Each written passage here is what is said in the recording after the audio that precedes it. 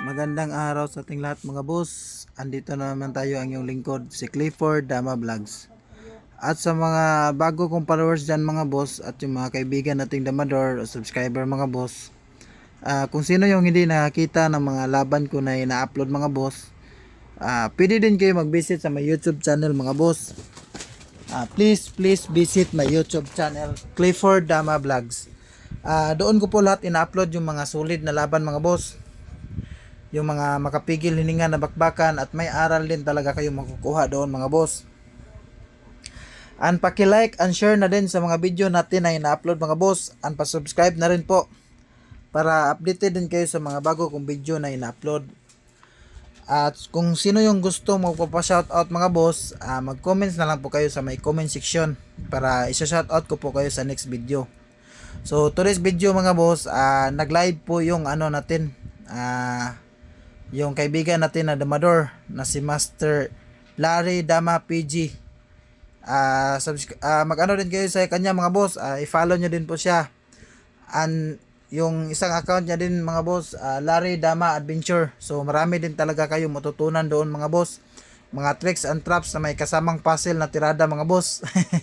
doon mga boss, doon yung marami makikita kayong mga video din mga boss na may makukuha din talaga kayong aral.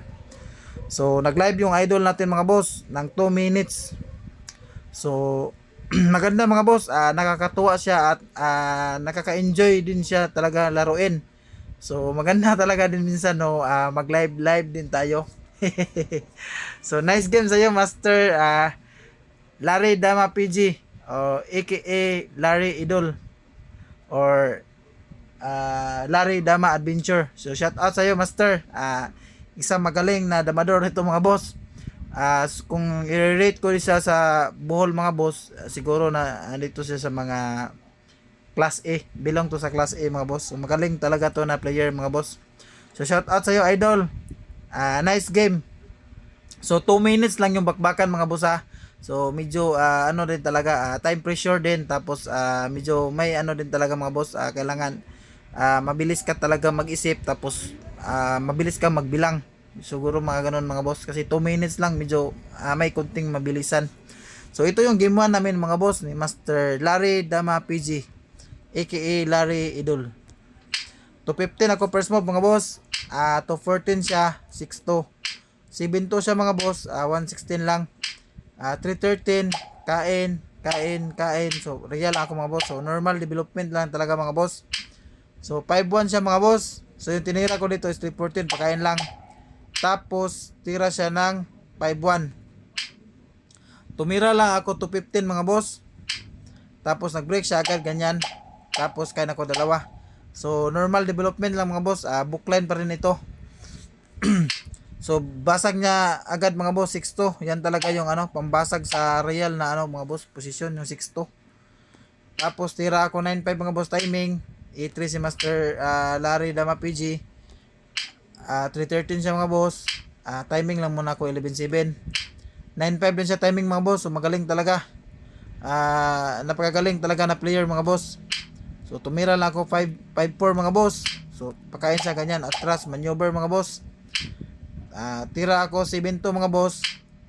5-1. 215 tayo mga boss. 416. So 10-6 tayo mga boss. 11-6. So malakas din talaga. Practical yung laban mga boss ha.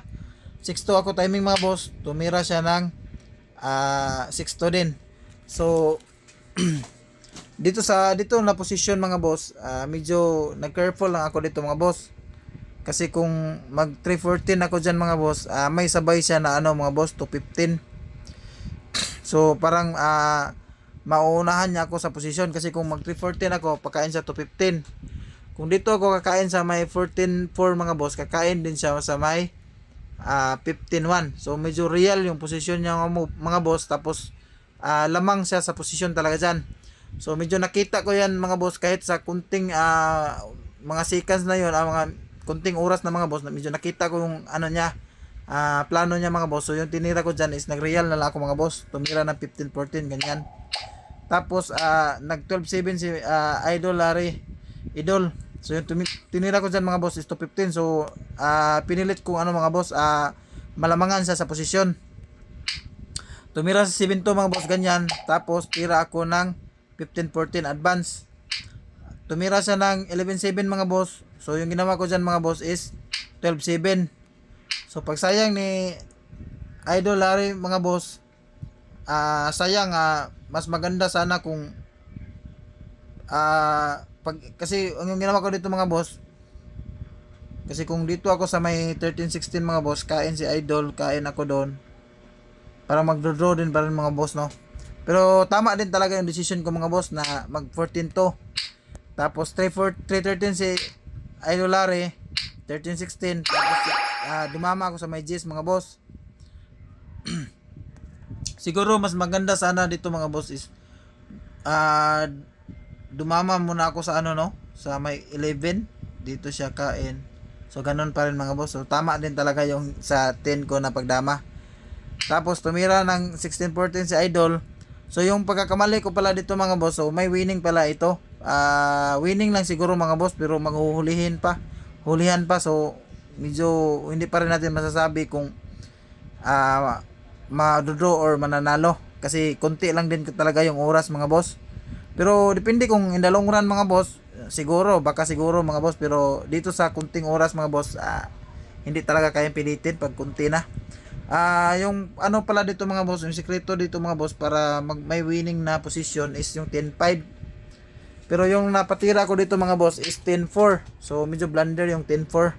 So magaling din talaga si Idol Larry. So kahit sa kunting oras nakita pa rin niya yung pang panabla na tira.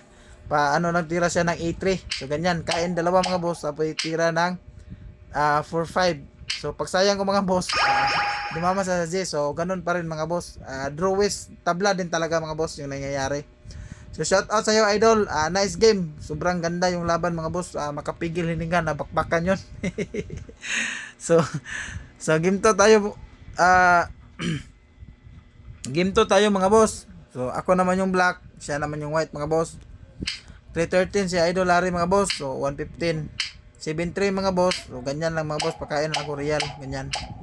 Tapos tira siya 5-1 mga boss. So abante lang ako. So normal lang mga boss. Normal development lang. 5-1. 6-2 lang tayo mga boss. Pag 116 niya mga boss, 5-1 lang. So talaga to si Idol Larry sa ganitong posisyon. Aral na aral to siya sa ganitong posisyon mga boss. Kasi ito yung talaga yung niya, signature move. 9-5 mga boss, 8-3, tapos 115 ako mga boss, ganyan, pakain atras. Tapos tumira ako 7-3 mga boss. So pagsayang ni Idol Larry Dama PG mga boss, 215 lang, ganyan, kain. 9-5 mga boss, 313 lang, ganyan. Tapos 5-1 mga boss, 7-3. So 10-5 ako mga boss, ganyan. So break lang ako, ganyan, dalawa. So practical yung laban mga boss.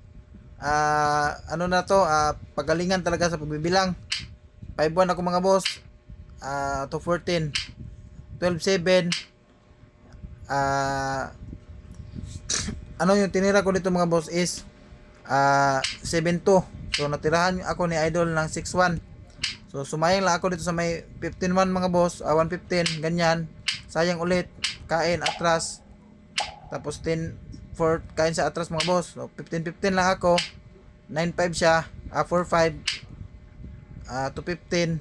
15-2. Sa ganyang posisyon mga boss, pinakain ko lang ganyan. Pero sa dito mga boss, medyo konti na talaga yung oras namin dito. Tira ako 2-7 mga boss. Dito sa may 5 mga boss, ay kinuha na yung gitna. Dama ko sa may 12 mga boss, ganyan. Pero in the long run dito mga boss, parang matatalo ako mga boss kasi makakadama talaga yung pisa niya. In the long run dito mga boss, parang talo talaga ako mga boss kasi 3 versus 2 mga boss, tapos may pion, madali lang yung hulihin. So aral na aral talaga si Idol Larry sa ganyang posisyon mga boss. Pero yun nga mga boss, konti lang yung oras. Nag-draw kami dito mga boss, nag-agree draw kami. So nakaano tayo mga boss, tabla lang talaga yung panalo natin kay Idol Larry Idol. So shout out sa iyo master. Nice game sa iyo Idol. Makapigil hininga yung bakbakan mga boss. So sana sa mga bago kong followers din dyan mga boss, sana may aral din kayong napulot doon sa laban na yun mga boss. So bago matapos itong video mga boss, may shoutout lang ako. So shoutout sa iyo Master Alex Casanan Bintayaw, President of Davao City Dama Association. Shoutout sa iyo Master Dan Seriales ng Pagadian City. Shoutout sa iyo Master Tupper Barile Abansinya ng Cebu. Shoutout sa iyo Master Anikito Iskoton aka Dongkits ng Carmen Cebu. Shoutout sa iyo Master Romeo Balatokan. Shoutout sa iyo Master Nina Daraido. Shoutout sa iyo Master Andro Cadinas. Shoutout sa iyo Master Jimboy Dinoy. Shoutout sa iyo Master Junjun Tumarong Kanumay. Shoutout sa iyo Master Jumel Pabunita Bansalan Davao del Sur or Damador sa Bansalan. So shoutout sa inyo lahat dyan mga boss. Shoutout sa iyo Master Christopher Campion Dano. Shoutout sa iyo Master Bellerin James ng Paranaque City. Shoutout sa iyo Master Nalim Yusit Onad. Shoutout sa iyo Master Nestor Piquero Balaga. Shoutout sa iyo Master John Pakulba ng Jinsan. Shoutout sa iyo Master Travis Carillo. Shoutout sa iyo Master Mervin Patinga. Shoutout sa iyo Master Otter Sibo Dalagit Mantalungon. Shoutout sa iyo Master Fidel Alvarado ng Cagayan de Oro City. Shoutout sa iyo Boss Ryan Sisa the Magician. Shoutout sa iyo Master Ronald Laspunya from Lapu-Lapu Cebu City. And shoutout din sa iyo Master Angelito Plaso from Cebu. Shoutout sa iyo Idol Erickson Encaliado. And shoutout din sa iyo Idol Oscar Amakin Champion ng Panglao number 1. And shoutout din sa iyo Boss Gelvin Pamiron Rama ng Padada Davao. Shoutout sa iyo Master Doydoy Laer ng Karkar Cebu. And shoutout din sa iyo Master Eriher Cantoria Hazer. And shoutout sa iyo Master EG Biso ng Caloocan City. Shoutout sa iyo Master Roland Tranquilero Soberano ng Tibuli South Cotabato. Shoutout sa iyo Master Glenn Ray Ngujo aka Barbits ng Cebu. Shoutout sa iyo Master Melvin Alauria. And shoutout din sa iyo Master Dondon ng Valenzuela City. So yun lang mga boss. Maraming salamat sa walang sawang pagsuporta niyo sa akin at magandang araw sa ating lahat.